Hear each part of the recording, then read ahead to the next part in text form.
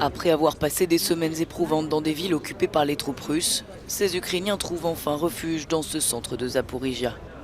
Ici, ils sont nombreux à avoir fui la ville de Marioupol, assiégée et bombardée sans relâche depuis les premières heures de l'invasion russe. C'est le cas d'Angela, qui raconte son calvaire avant de s'enfuir. Un homme avec une mitraillette nous a dit de nous allonger par terre. Nous étions allongés sur du verre brisé. Ils ont tiré avec des chars sur notre immeuble de 12 étages, qui a ensuite pris feu. L'homme avec la mitraillette tirait sur des gens lorsqu'ils sortaient du bâtiment. Je me suis couchée et j'ai dit aux enfants de ne pas sortir pour ne pas être tués. Après cet épisode, Angela a décidé de fuir avec ses petits-enfants, en laissant sa mère et sa belle-sœur derrière elle, trop fragiles pour voyager.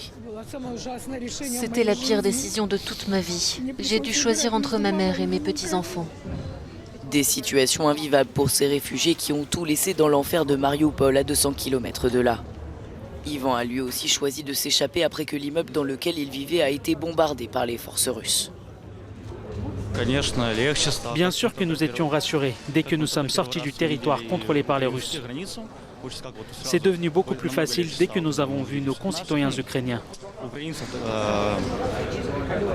À l'horreur vécue s'ajoute un sentiment d'incompréhension parmi ces réfugiés.